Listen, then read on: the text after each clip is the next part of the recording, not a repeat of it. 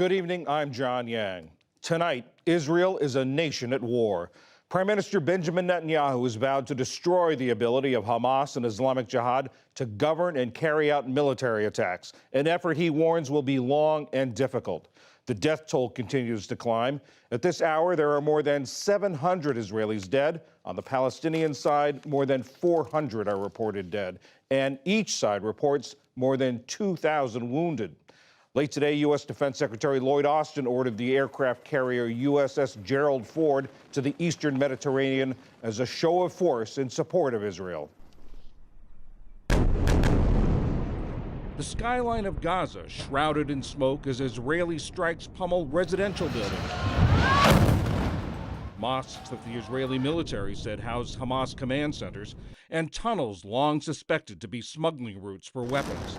Israeli officials say they also hit the National Bank of Gaza. NewsHour producer Shams Uday. If you look behind me, this is the Islamic Invested Bank.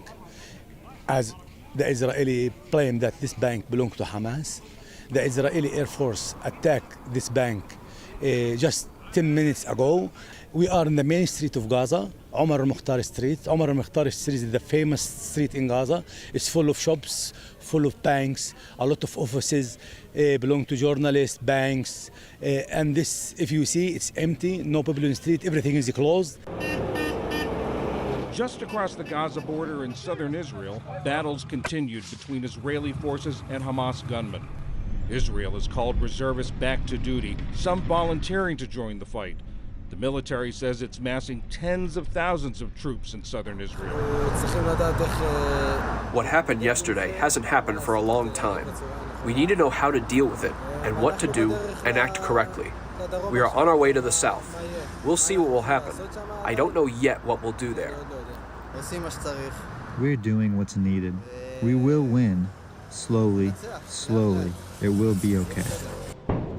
On Israel's northern border, an exchange of rockets and artillery between the Iranian-backed Hezbollah militia and Israeli forces stoked fears of a larger regional conflict.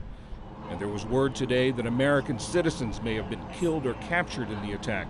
Secretary of State Antony Blinken on CBS's Face the Nation. Margaret, we've got reports that several Americans are among the dead. We're working very actively to verify those reports. At the same time, there are reports of Americans being taken hostage there, too. We're working to get the facts and to find out if those reports are accurate. Around the world, gestures of support for both sides. In Tehran, in Istanbul, and elsewhere, shows of support for Palestinians.